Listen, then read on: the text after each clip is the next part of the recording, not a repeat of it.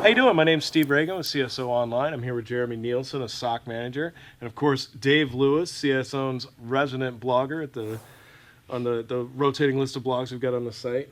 It's Brick of Enlightenment, right? That's what it is. Yeah. So Jeremy's doing a talk tomorrow at Circle City Con, and I wanted to sit down with him and talk a bit about it. It's how you caught pen testers on your network, right? Yes. Give me a little overview about that. All right. Well, I mean, I started off. Everybody's heard the adage that defenders have to be right 100% of the time, but attackers only have to be right once. And through a couple of experiences that I had, it turns out pen testers make all sorts of mistakes. They are leaving stuff behind on the network. They're leaving stuff behind plugged into the network. They've got IOCs all over the place. And so when you start looking for these things, you can find those mistakes and you can win, right? And it totally changes the dynamic of the pen test when you catch these guys early. So we're going to talk through the IOCs and the TTPs, those tactics, tools, and practices that they have, and how you detect those. So, what are some of the things left behind? Some of the ISCs that you were seeing. Sure. Well, I mean, one of the biggest tools that every pen tester lately seems to be using Kali Linux, right? At some form or other, they're using Kali Linux, and they've got the slogan that the quieter you are, the more you can hear, right? But Kali Linux by itself is just incredibly noisy, right? So if you start looking for hits out to Kali.org on your network, you're going to pick these guys up just within hours of them plugging into your network, right? So just something as basic as that, and then going into the other tools, other types of attacks that are going to be common on the network from a pen tester perspective. And these guys are imitating real attacks that could go on, from APTs or whatever on your network. So there's a little bit of a crossover there as well. Once you get good at detecting the pen testers, hopefully you're set up to detect the real attacks as well. So where are some of the crossovers with that? Well, there's folks that deal with past the hash attacks, detecting some of the brute force attacks. I think from an insider threat, new machines on the network, right? Rogue machines. Pen testers come in, they bring their Pony Express, plug it in, and they get away with it because nobody's detected these rogue assets. But if there was a real competitive, somebody's coming in to steal your intellectual property, they're going to plug in as well, right? So detect those rogue assets. And we talk about a couple of ways of doing that, starting with a view from the pen testers, what they're doing, and taking that from there. So when he talked about they can detect Kali, because these are these professional pen testing companies you're using? They're being that noisy? Oh yeah. Kidding me? I've seen that as well in the past. But here's a question for you. What's the craziest thing that you've found as a result of detecting these things? Because I've seen some gems, but I'd be interested to hear yours.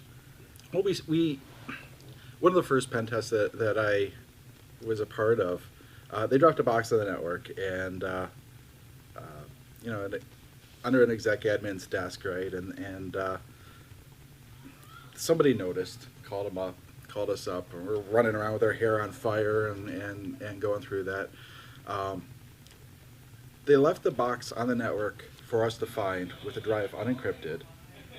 They left all sorts of logs, tools, identifying information on it, right? And so you just take it from there. They left their credentials on there. And so we ended up, you just kind of take it from there, right? So when you're able to find these devices, and that one we got lucky on, right? Somebody noticed that. But it gave me the insight that pen testers are going to make mistakes, and let's start looking for them. That's cool. So you prefaced your question to him saying you've seen some doozies. Now it's show and tell time. What have you seen? In one organization that I worked at, we had a pen test on where they did a fairly good job. Problem was they didn't clean up after I left. So on one of our internet-facing web servers, they had left a interesting little tool that they wrote, and I was able to detect it because of the fact we were looking at the logs, and we had HIDs on the various systems. So one day there was an outbound connection. We're like, it's not supposed to happen. And sure enough, we found it, and again, it was a case of no encryption. We got their credential. All their information was there. So we knew who it belonged to. We called them up. Let's just say they were highly apologetic. Oh, I'd imagine so. So the bottom line and the point is, when it comes to getting pen tests and audits on your network, it's a good idea, but nobody's flawless.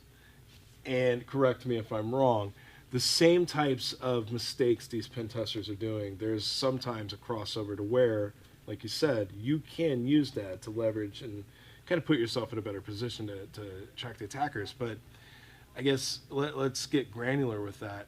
Is there some specifics administrators could be doing that would help this along? So I don't get too much into any of the cool stuff that would translate. Mm-hmm. But I think one of the takeaways is always be looking at what the new attacks are, right?